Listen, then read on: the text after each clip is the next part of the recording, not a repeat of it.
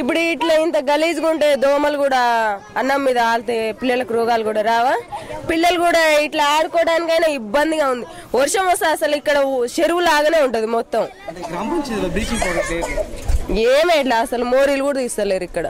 మోరీలు అయ్యి ఎప్పుడు ఆయన ఎలక్షన్ గెలిచిన తెల్లారే మోరీలు వస్తాయి, గ్యాస్లు వస్తాయి, అవి వస్తాయి, ఇవి వస్తాయి, ఏవి లేవు. ఆయన గెలిచిండు, అవతల పడ్డాడు. మళ్ళీ అవతల గొల్లల బజార్కి రోడ్లు వేస్తుండే, దీనికి రోడ్ లేదు, ఏం లేదు.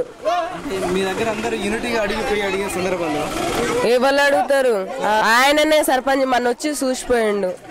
ఎప్పుడు వేపిస్తారో తెలియదు. అవి లేట్రూమ్ బాత్రూమ్లు ఇస్తున్నారు, లేట్రూమ్ లేవు, బాత్రూమ్ లేవు, గవర్నమెంట్ ఇండ్లు లేవు. లేని వాళ్ళకు లోన్లు అంటే ఇక పొదు పైసలు ఎత్తుకున్నప్పుడు తీసుకోరు. బాబు 5th క్లాసు, పాప 2nd క్లాస్. బాబు ఏమో రోడ్ మీద ఇంగ్లీష్ మీడియం చదువుతాడు, పాపనే ఊళ్ళోనే గవర్నమెంట్ స్కూల్.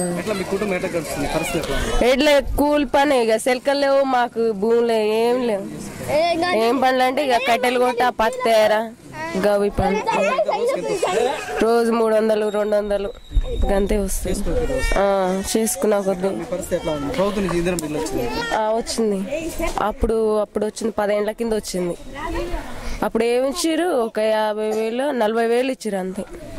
ఏం లేదు, మేమే పెట్టుకున్నాం. ఏమి ఇచ్చిరా? ఒక 30 బస్తాల సిమెంట్ ఇచ్చారు.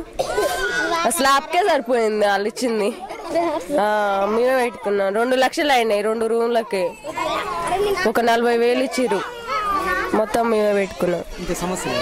ఇంకా మాకు ఇంకా మద్దులు రాళ్ళకి ఇండ్లు రాలేదు, కట్టుకోవడానికి స్థలం లేదు, జాగలేదు, ఏం లేదు. ఏవి ఆ డబుల్ బెడ్రూమ్లు అంటుండు కానీ ఇంతవరకు ఎవరికన్నా ఇవ్వలే.